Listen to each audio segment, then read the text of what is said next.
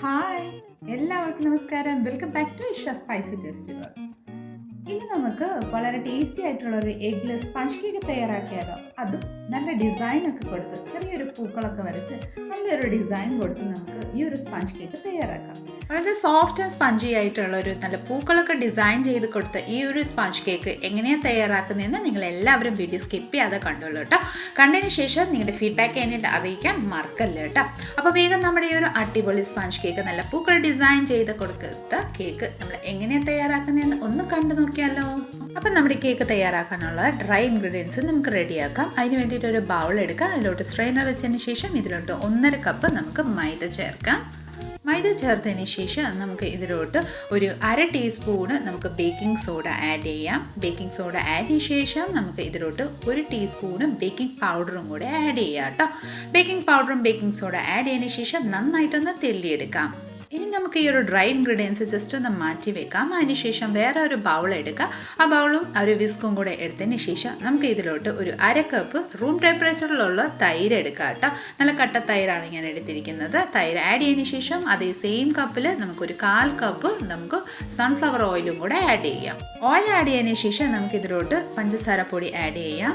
പഞ്ചസാര പൊടി ഞാനിവിടെ 1/2 കപ്പാണ് ആഡ് ചെയ്തിരിക്കുന്നത്. നിങ്ങൾക്ക് 1/4 കപ്പ് വരെ എണ്ണയിലും ആഡ് ചെയ്യാം കേട്ടോ. ഇനി ഈ വിസ്ക് വെച്ച് നന്നായിട്ടൊന്ന് മിക്സ് ചെയ്ത് നല്ല സ്മൂത്ത് കൺസിസ്റ്റൻസി ആവുന്നിടം വരെ ഒന്ന് മിക്സ് ചെയ്തെടുക്കാം. എന്താ നോക്കിക്കോളൂ, നന്നായിട്ടൊന്ന് മിക്സ് ആയിട്ട് നല്ല പെർഫെക്റ്റ്ലി നമ്മുടെ ഈ ഒരു ടെക്സ്ചർ കിട്ടിയിട്ടുണ്ട് കേട്ടോ. ഇനി നമുക്ക് ഈ ഒരു ബൗളൊന്ന് മാറ്റി വെച്ചതിന് ശേഷം നമ്മുടെ കേക്ക് ടീന് ഒന്ന് ഗ്രീസ് ചെയ്തെടുക്കാം കേട്ടോ. എന്നും പറയുന്ന രീതിയിൽ നമുക്ക് ഇതിലോട്ട് കുറച്ച് ഓയിലും ചേർത്ത് കുറച്ച് മൈദപ്പൊടിയും കൂടെ ചേർത്ത് നന്നായിട്ടൊന്ന് ഗ്രീസ് ചെയ്ത് നന്നായിട്ട് പൊടിയെല്ലാം തട്ടി നന്നായിട്ടൊന്ന് സ്പ്രെഡ് ചെയ്തെടുക്കാം കേട്ടോ. ഞാൻ നേരത്തെ കുറേ കേക്കൊക്കെ ബേക്ക് ചെയ്യുന്ന കൂട്ടത്തിൽ ഞാൻ കാണിച്ചിട്ടുണ്ട് ഏത് രീതിയിലാണ് ചെയ്യുന്നത്. അതുപോലെ തന്നെയാണ് നമ്മൾ ഇതിലോട്ട് ചെയ്യുന്നത് കേട്ടോ. കുറച്ച് മൈദപ്പൊടിയും കൂടെ ആഡ് ചെയ്തിട്ടുണ്ട്. നന്നായിട്ടൊന്ന് എല്ലായിടത്തും ഒന്ന് സ്പ്രെഡ് ചെയ്തെടുക്കാം. അപ്പം നമ്മുടെ കേക്ക് ടിന്നും റെഡി ആയിട്ടുണ്ട്. നമുക്ക് അതും കൂടെ ഒന്ന് മാറ്റി വെച്ചതിന് ശേഷം ഇനി നമ്മുടെ ഓവൻ സെറ്റപ്പ് ഒന്ന് സെറ്റ് ചെയ്ത് വെക്കാം. അതിന് വേണ്ടിയിട്ട് ഞാനൊരു വലിയൊരു വെസൽ എടുത്തിട്ടുണ്ട്. കുറച്ച് ഉപ്പ് ലെയർ എടുത്തിട്ടുണ്ട്. ഒരു റിങ്ങും കൂടെ ഇറക്കി വെച്ചിട്ടുണ്ട്. ലിഡിട്ട് ക്ലോസ് ചെയ്ത് ഒരു 10 മിനിറ്റ് നമുക്ക് പ്രീ ഹീറ്റ് ചെയ്യാൻ വേണ്ടിയിട്ട് വെക്കാം കേട്ടോ. ഇനി ആ സമയം കൊണ്ട് നമ്മുടെ ബാറ്റർ റെഡിയാക്കാം. അതിന് വേണ്ടിയിട്ട് കുറച്ച് മുന്നേ എടുത്ത് വെച്ചിരിക്കുന്ന മിക്സറത്തിലോട്ട് ഒരു 1/2 കപ്പ് പാലും കൂടെ ചേർത്ത് നന്നായിട്ടൊന്ന് മിക്സ് ചെയ്തെടുക്കാം കേട്ടോ.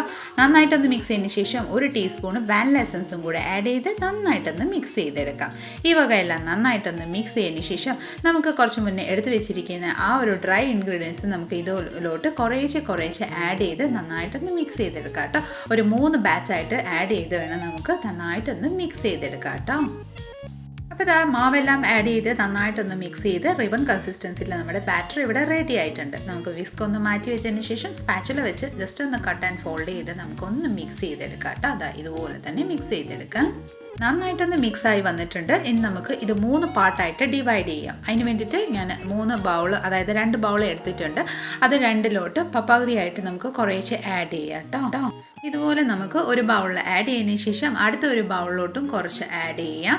ഇതുപോലെ തന്നെ നമുക്ക് സെയിം അടുത്ത ബൗളിലോട്ട് ഒന്ന് ആഡ് ചെയ്തതിന് ശേഷം ഒരു ബൗളിൻ്റെ ബാറ്ററിലോട്ട് നമുക്ക് ഒരു 2 ഡ്രോപ്പ് നമ്മുടെ പിങ്ക് കളർ ഒന്ന് ആഡ് ചെയ്ത് നന്നായിട്ടൊന്ന് മിക്സ് ചെയ്തെടുക്കാം കേട്ടോ. ഈ ഒരു രീതിയിൽ നന്നായിട്ടൊന്ന് മിക്സ് ചെയ്തെടുക്കാം. അപ്പം നമ്മുടെ പിങ്ക് കളർ ഇവിടെ റെഡി ആയിട്ടുണ്ട്. ഇനി നമുക്ക് ഈ 2 ബൗൾ മിക്സം വന്നിട്ടുണ്ട്. ഇനി അതിലോട്ട് നമുക്ക് ഒരു ബൗളിലോട്ട് കൊക്കോ പൗഡർ ആഡ് ചെയ്യാം. അതിന് വേണ്ടിയിട്ട് ഞാനൊരു 2 ടേബിൾ സ്പൂൺ കൊക്കോ പൗഡർ എടുത്തിട്ടുണ്ട്. അത് ഇതിലോട്ട് ആഡ് ചെയ്ത് നന്നായിട്ടൊന്ന് മിക്സ് ചെയ്തെടുക്കാം കേട്ടോ.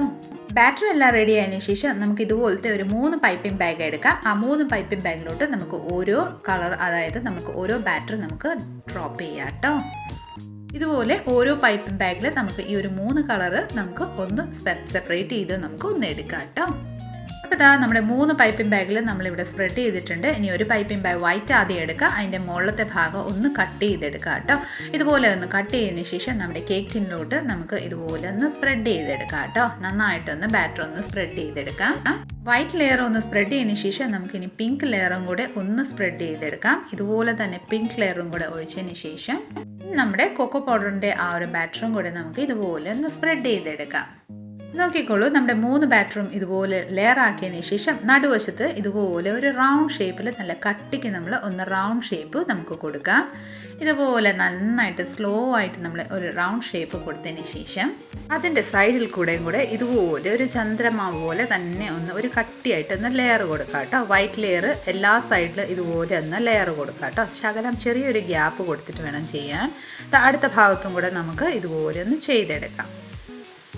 എല്ലാ ഭാഗത്തും ഇതുപോലെ ഒന്ന് ചെയ്തതിന് ശേഷം ഇനി ഒരു പിങ്ക് കളർ എടുത്തിട്ട് നമുക്ക് ഇതുപോലെ ഒന്ന് റൗണ്ടും കൂടെ കൊടുക്കാം. ചെറിയൊരു ലെയർ കൊടുക്കാൻ വേണ്ടിയിട്ടാണ്, നമ്മുടെ പൂവിൻ്റെ ഡിസൈൻ വരാൻ വേണ്ടിയിട്ടാണ് നമ്മൾ ആദ്യമേ ഇതുപോലത്തെ ലെയർസൊക്കെ കൊടുക്കുന്നത്. ഞാൻ ചെയ്യുന്ന രീതിയിൽ തന്നെ എല്ലാം ചെയ്തെടുക്കുക. ഓരോ ലെയർ ആ വൈറ്റ് പാർട്ടിൻ്റെ മുകളിൽ കൂടെ ഓരോ ലെയർ നമുക്ക് ഇതുപോലെ ഒന്ന് ചെയ്തെടുക്കാം എല്ലാ ഭാഗത്ത്. ഇനി നമുക്ക് ബ്രൗൺ ഷെയ്ഡും കൂടെ ഇതുപോലെ ഒന്ന് ആക്കിയെടുക്കാം. നമ്മൾ പിങ്ക് ഷെയ്ഡ് കൊടുത്ത പോലെ തന്നെ ആ പിങ്കിൻ്റെ മുകളിൽ കൂടെ ഓരോ ലെയറായിട്ട് നമുക്ക് ഇതുപോലെ ഒന്ന് റൗണ്ട് ഷേപ്പ് കൊടുക്കാം കേട്ടോ. നോക്കിക്കോളൂ, ഞാൻ ഏത് രീതിയിലാണ് ചെയ്യുന്നത് ആ ഒരു രീതിയിൽ നമുക്ക് ഓരോ ലെയർ നമുക്ക് ഇതുപോലെ ഒന്ന് കൊടുത്തെടുക്കാം. എല്ലാ ഭാഗത്തും നമുക്ക് ഇതുപോലെ ഒരു ലെയറായിട്ട് കൊടുത്തെടുക്കാം കേട്ടോ. കൊക്കോ ബേസ് കൊടുത്തതിന് ശേഷം നമുക്ക് വൈറ്റ് പാർട്ട് ഇതുപോലെ ഒന്ന് കട്ടയ്ക്ക് ഒന്ന് ആ സൈഡിലോട്ട് ഒന്ന് വെച്ച് കൊടുക്കാം കേട്ടോ. അത് ഞാൻ കാണിക്കുന്ന രീതിയിൽ എല്ലാം ഒന്ന് ചെയ്തെടുക്കണം കേട്ടോ. വൈറ്റ് പോർഷനും കൂടെ ഇതുപോലെ ഒന്ന് ആക്കിയതിന് ശേഷം നമുക്കൊരു ടൂത്ത് പിക്ക് എടുക്കാം. ടൂത്ത് പിക്ക് എടുത്തതിന് ശേഷം നമുക്ക് താഴെ നിന്ന് ഒരു പൂവിൻ്റെ ഡിസൈൻ വരാൻ വേണ്ടിയിട്ട് ഇതുപോലെ ഒന്ന് ആക്കിയെടുക്കുക കേട്ടോ.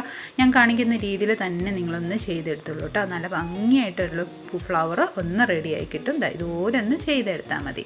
ഇനി നമ്മുടെ ആ സൈഡിലത്തെ ആ ഒരു ഡിസൈൻ കൊടുക്കാൻ വേണ്ടിയിട്ട് ആ ഉള്ളിൽ നിന്ന് പുറത്തോട്ട് ഒരു വളച്ച് എസ് എഴുതുന്ന പോലെ തന്നെ നമുക്ക് ഒന്ന് വളച്ച് ഇതുപോലെ ഒന്ന് ചെയ്തെടുത്താൽ മതി.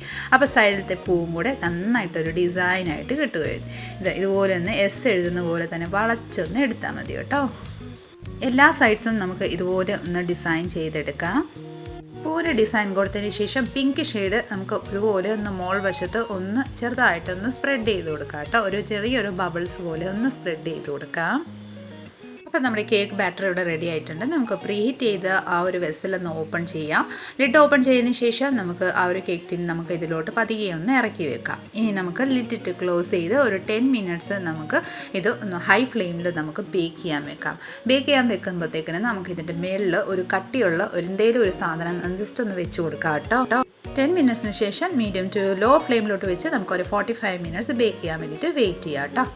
45 മിനിറ്റ്സ് കഴിഞ്ഞിട്ടുണ്ട്. നമുക്ക് ലിഡ് ഓപ്പൺ ചെയ്ത് നമുക്ക് നോക്കാം. നമ്മുടെ കേക്ക് ഒന്ന് ചെക്ക് ചെയ്യാം കേട്ടോ.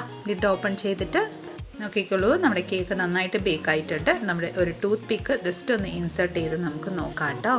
അപ്പോൾ ഇതാ നോക്കിക്കോളൂ, നമ്മുടെ ടൂത്ത് പിക്ക് ഇവിടെ നല്ല ക്ലിയർ ആയിട്ട് തന്നെ കിട്ടിയിട്ടുണ്ട്. അപ്പം നമ്മുടെ കേക്ക് ഇവിടെ പെർഫെക്റ്റ്ലി ബേക്ക് ആയിട്ടുണ്ട്. ഇനി നമുക്ക് ഫ്ലെയിം ഓഫ് ചെയ്തതിന് ശേഷം നമുക്ക് ഈ ഒരു കേക്ക് ടിൻ പുറത്തോട്ട് എടുക്കാം. ഇനി ഇത് തണുക്കാൻ വേണ്ടിയിട്ട് നമുക്ക് മാറ്റി വെക്കാം. ഒരു കോട്ടൺ ക്ലോത്തോ ടവലോ വെച്ച് നമുക്ക് ഒന്ന് ക്ലോസ് ചെയ്ത് വേണം നമുക്കിത് തണുക്കാൻ വേണ്ടിയിട്ട് വെക്കാം കേട്ടോ. ഇതാ നോക്കിക്കോളൂ, നന്നായിട്ട് തണുത്തിട്ടുണ്ട്. നമുക്ക് ഡീമോൾഡ് ചെയ്തെടുക്കാം. അതിന് വേണ്ടിയിട്ട് ഞാനിവിടെ ഒരു നൈഫ് എടുത്തിട്ടുണ്ട്. ഒരു പ്ലേറ്റിലോട്ട് ജസ്റ്റ് ഇത് കമത്തിയതിന് ശേഷം ഒന്ന് ടാപ്പ് ചെയ്ത് കൊടുക്കുക. നമ്മുടെ കേക്ക് നന്നായിട്ടൊന്ന് റിലീസ് ആയി കിട്ടും കേട്ടോ. നോക്കിക്കോളൂ, എന്ത് സൂപ്പർ സോഫ്റ്റ് ആയിട്ടാണ് നമ്മുടെ ഈ ഒരു കേക്ക് റെഡി ആയിരിക്കുന്നത്. കാണുമ്പോൾ തന്നെ നല്ല ഭംഗിയുള്ള കേക്കാണ്. അപ്പോൾ നമുക്ക് കട്ട് ചെയ്ത് നോക്കിയാലോ. നല്ല സ്മൂത്തായിട്ട് നമ്മുടെ നൈഫ് ഇൻസേർട്ടായിട്ട് സോഫ്റ്റായിട്ട് തന്നെ കട്ടായി വരുന്നുണ്ട്.